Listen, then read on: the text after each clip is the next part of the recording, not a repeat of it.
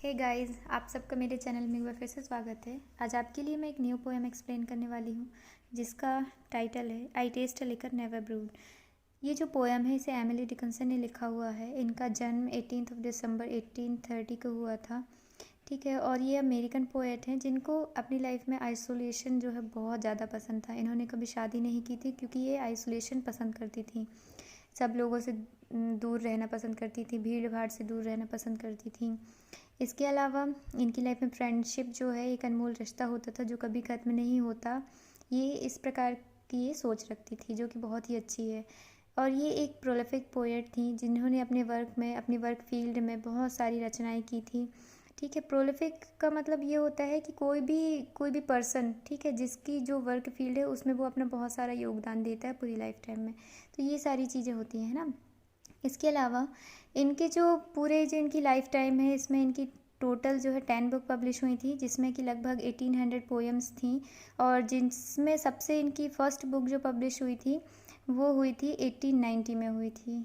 ठीक है, और ज़्यादातर ये जो है शॉर्ट लाइन लिखना पसंद करती थी, स्लैंट राइम का यूज़ करती थी। स्लैंट राइम में क्या होता है कि आपकी जो लास्ट लाइन है उसको राइम किया जाता है। जैसे कि इस पोएम में आप देखेंगे राइमिंग जो है ABCB है। ठीक है, ये स्लैंट राइम होती है। इवन मतलब इनके जो है टाइटल रहते थे, इस टाइटल में भी इनके पैराडॉक्स बहुत होते थे। पैराडॉक्स में क्या होता है कि चीज़ें हमें क्लियरली समझ में नहीं आ पाती हैं कि टाइटल कुछ और होता है, उसके अंदर की जो मीनिंग होती है, ठीक है, वो कुछ और रहती थी। ये nature, death, spirituality, mortality, social मतलब सोसाइटी, सोशल लाइफ के बारे में भी लिखना पसंद करती थी ये। इन्होंने 2 लेटर भी लिखे हुए थे उनके फ्रेंड्स के लिए। ठीक है, और ये बहुत ही अच्छी पोएट थी। इनकी जो पोएम्स है वो भी बहुत ही अच्छी होती हैं। आप भी पढ़ेंगे तो आप भी इस चीज़ को समझ पाएंगे। इनका जो डेथ है ये मई 15, 1886 को हुआ था। चलिए अब हम सीधे अपने टॉपिक पे आते हैं। I taste a liquor never brewed. मैं पोएम रीड करती हूँ पहले। I taste a liquor never brewed from tankard scooped in pearl, not all the vats upon the Rhine yield such an alcohol. ये जो poem है इसमें first line है I taste a liquor never brewed. इसमें poet कहती हैं कि मैंने एक ऐसा लिकर मतलब क्या होता है, पेय पदार्थ।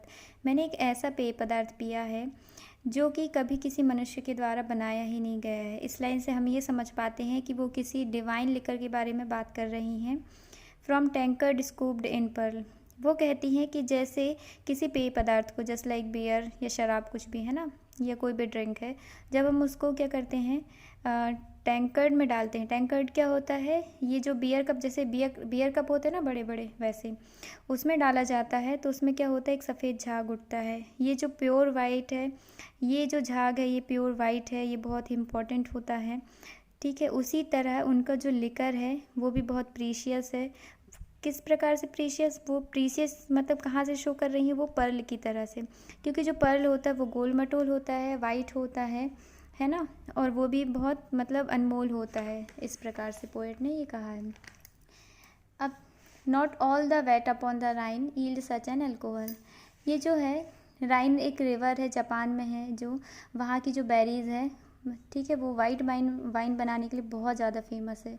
और वो जो वाइन है, वाइट वाइन है ना, वो भी बहुत ही अच्छी होती है, ऐसा पोएट कह रही हैं।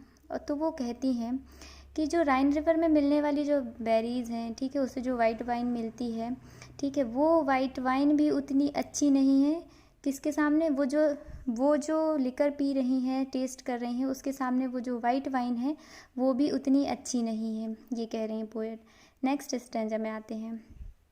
Imbrate of air am I, and debauchee of dew, reeling through endless summer days from inns of molten blue। Poet कहती हैं फर्स्ट लाइन में कि इनब्रिएट ऑफ एयर एम आई। इनब्रिएट मतलब होता है नशे में धुत होना। डिबॉची मतलब होता है विलासी, जो मतलब जिसको बहुत ज़्यादा लाइफ में सुख सुविधाएं पसंद होती हैं, अच्छी अच्छी चीज़ें पसंद होती है। ठीक है, इसके अलावा ड्यू मतलब होता है शबनम। रीलिंग मतलब होता है किसी चीज़ को कैप्चर करना। अब यहाँ पे पोएट कहती हैं कि इनब्रिएट ऑफ एयर एम आई, मैं एयर के जो नशे में धुत हूँ, एयर का जो नशा है वो मैं कर रही हूँ, जिसकी वजह मैं पूरी तरह मदहोश हूँ। और ड्यू मतलब जो शबनम मतलब जो ओस, ठीक है। ओस की जो सुंदरता मुझे बहुत ज़्यादा ही मोहित कर रही है। अब यहाँ पे जब लाइन हम पढ़ते हैं तब हम समझ पाते हैं कि पोएट जो है कहीं ना कहीं नेचर के बारे में बात कर रही हैं। Reeling through endless summer days from inns of molten blue. अब यहाँ पे ये कह रही हैं पोएट कि वो एक होटल पे रुकी हुई हैं। इन मतलब क्या होता है होटल, वहाँ पे एक रुकी हुई हैं और उसकी जो रूफ़ है वो मोल्टन ब्लू कलर की है। अब पोएट यहाँ, क्योंकि देखिए जब हम आकाश के खुले आसमान के नीचे होते हैं तो हम जब ऊपर देखते हैं तो हमें नीला आसमान दिखाई देता है, इसीलिए पोएट ने यहाँ पे मोल्टन ब्लू वर्ड यूज़ किया है। और एंडलेस समर डेज़ है, इसका मतलब है वो ये बताना चाह रही हैं कि वो जिस टाइम इस नेचर को एंजॉय कर रही थी उस टाइम जो है समर का सीज़न चल रहा था। लास्ट 2 लाइन से ये समझ में आता है हमें कि पोएट नेचर में रहकर नेचर के समर डेज़ को एंजॉय कर रही हैं, उसकी मेमोरी को है कैप्चर कर रही हैं। नेक्स्ट स्टैंजा में आते हैं। When landlords turn the drunken bee out of the foxglove door, when butterflies renounce their drams, I shall but drink the more. अब यहाँ पे कुछ वर्ड्स की मीनिंग देख लेते हैं।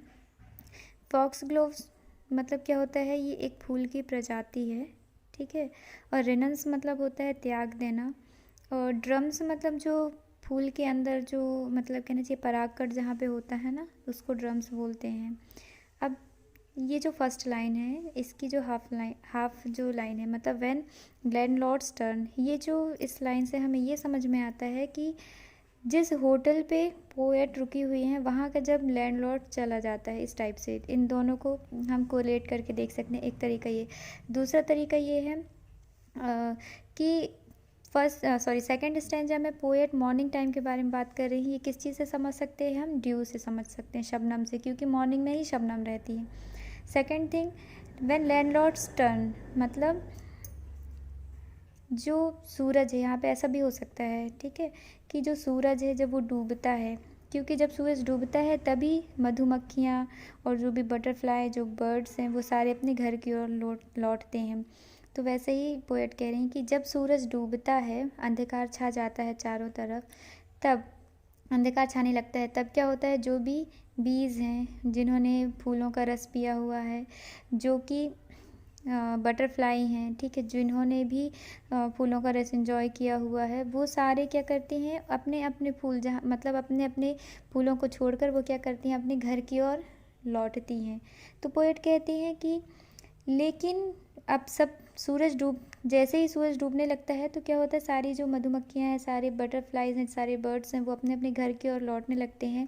सूरज डूबने के साथ साथ ही हमें दिखाई देना भी बंद हो जाता है। तो पोएट इसीलिए लास्ट लाइन बोलती हैं कि आई शैल बट ड्रिंक द मोर, लेकिन सूरज डूब भी चुका है लेकिन फिर भी मेरी इच्छा अभी तक इस लिकर से, इस जो पेय पदार्थ से मेरी जो अंतरात्मा है वो अभी तक भरी नहीं हुई है। मैं और इस चीज़ को एंजॉय करना चाहती हूँ। मतलब पोएट कह रही है कि भले ही अंधेरा हो गया हो, सूरज डूब गया हो, लेकिन मुझे अभी भी नेचर को एंजॉय करना है। Last stanza, till seraphs swings their snowy heads and sends to windows run to see the little tripler leaning against the sun। अब पोएट कहती हैं, अब देखिए पहले हम मीनिंग देख लेते हैं। सेरेफ क्या होता है, हाई रैंकिंग एंजल्स होते हैं जिनके पास उनके जो है फ्लाई करने के लिए उनके पंख होते हैं, है ना। उसके अलावा स्नोई हेड्स हम सोच सकते हैं कि जो बादल हैं, है ना, उनके लिए यूज़ हुआ है। इसके अलावा ट्रिपलर मतलब क्या होता है कि ऐसा कोई व्यक्ति जो नशे में पूरी तरीके से धुत है। लीनिंग मतलब होता है किसी चीज़ के प्रति झुकाव, अगेंस्ट मतलब होता है विपरीत, ठीक है। और यहाँ पे लास्ट में सन, तो वो तो सभी को नॉलेज में है, ठीक है। एक्सप्लेनेशन देखते हैं इसका।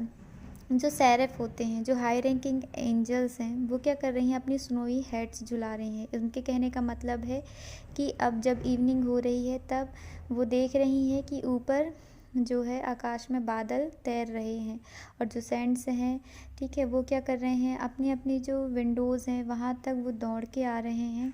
क्यों आ रहे हैं, कि क्योंकि उन्होंने देखा है कि एक ऐसा पर्सन है जो कि पूरी तरीके से नशे में धुत है। अब यहाँ पे ट्रिपलर पोएट ने खुद के लिए यूज़ किया हुआ है, क्योंकि वही है जो उस पोएम में नेचर को एंजॉय कर रहे हैं। तो वो जो सैंड्स हैं, ठीक है, वो क्या कर रहे हैं, वो अपने अपने विंडोज़ तक दौड़ कर आए हैं। एक लिटिल ट्रिपलर जो कि नशे में पूरी तरीके से धुत है, उसको देखने के लिए आए हैं। लीनिंग अगेंस्ट द सन का मतलब ये होता है कि क्योंकि जब इवनिंग होती है, जब सनसेट होता है, तो उस समय सन की जो सुंदरता है, एक मॉर्निंग टाइम और एक इवनिंग टाइम में जो सन है बहुत ही ज़्यादा सुंदर दिखाई देता है। तो मोस्टली लोग ऐसे, मतलब बहुत सारे लोग रहते हैं जो कि सनसेट देखना पसंद करते हैं, सनराइज़ देखना पसंद करते हैं, तो वही। तो जो उस समय जब सूरज डूबता है, उस समय जो उसकी सुंदरता है, उस चीज़ को छोड़कर जो सैंड्स हैं, जो सैरफ हैं, वो क्या कर रहे हैं, उस जो लिटिल ट्रिपलर है उसका जो मदहोश होना, नेचर के लिए जो उनका झुकाव है, नेचर के लिए जो उनका मदहोश हो गई हैं, वो नेचर के लिए उनका जो प्यार है, उसको देखने के लिए वो अपने अपने घर की विंडोज़ तक दौड़ कर आए हैं। आई होप पोएम आपको समझ में आ गई होगी। इसके क्वेश्चंस बनेंगे, एक पोएम की समरी के लिए बन सकता है, second Emily as a nature poet के हिसाब से बन सकता है, इसके अलावा पोएम का एक्सप्लेनेशन भी आ सकता है, डीपली इस एक्सप्लेनेशन जो होता है ना वो। तो इस टाइप से है, आप ओरिजिनल टेक्स्ट भी पढ़िएगा पोएम का, और अगर आपको किसी टॉपिक का एक्सप्लेनेशन चाहिए तो वो भी आप मुझे बिल्कुल बता सकते हैं कमेंट सेक्शन पे। और प्लीज़ मुझे आपके सपोर्ट की बहुत ज़्यादा ज़रूरत है, आप चैनल को लाइक शेयर और सब्सक्राइब ज़रूर कीजिएगा, ठीक है। और मेरा एक और चैनल है, मेरी लव डायरी, जिसमें मैं पोएम्स लिखती हूँ, उस आपके लिए मैं प्रेजेंट करती हूँ उसमें, तो आप चाहें सुनना चाहें तो आप वहाँ जाके भी मेरी पोएम सुन सकते हैं। आप अपना बहुत ध्यान रखिएगा, ठीक है, पढ़ाई अच्छे से कीजिएगा। Bye bye, have a good day.